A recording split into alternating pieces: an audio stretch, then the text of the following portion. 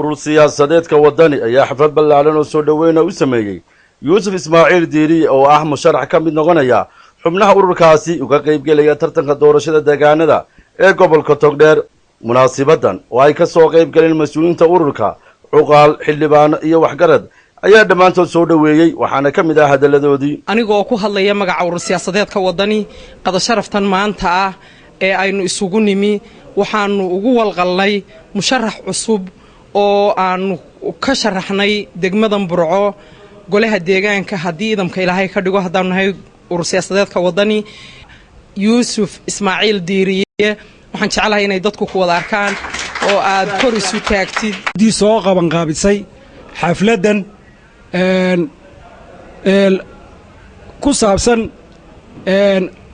musharaxa cusub ama soo dhaweynta musharaxa cusub Yuusuf Ismaaciil oo ku soo biiray musharaxiintii ururka siyaasadeedka wadani. anigu waxaan ahay waayeelka Yuusuf Ismaaciil Diiriye waxaanu u dooranay inaanu ka caleemo saaro xisbiga wadani waayeel ahaanna kula shaqayno.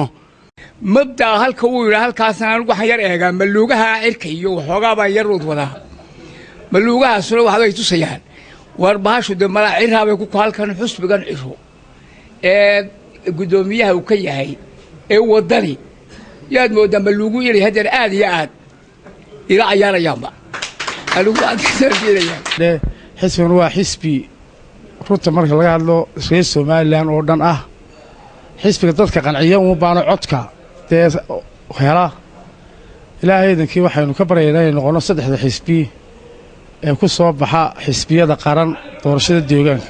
musharaxa cusub ee Yuusuf Ismaaciil oo isaguna halkaasi ka hadlay ayaa ballan qaaday haddii uu guuleysto inuu si cadaalad ugu shaqayn doono bulshada.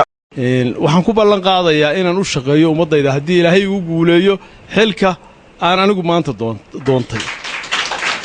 waxaa kale oo iyaguna xafladaasi ka hadlay cuqaal, waxgarad iyo xildhibaano kuwaas oo dhammaantood sheegay inay soo dhaweynayaan musharaxa isla markaana ay garab taagan yihiin.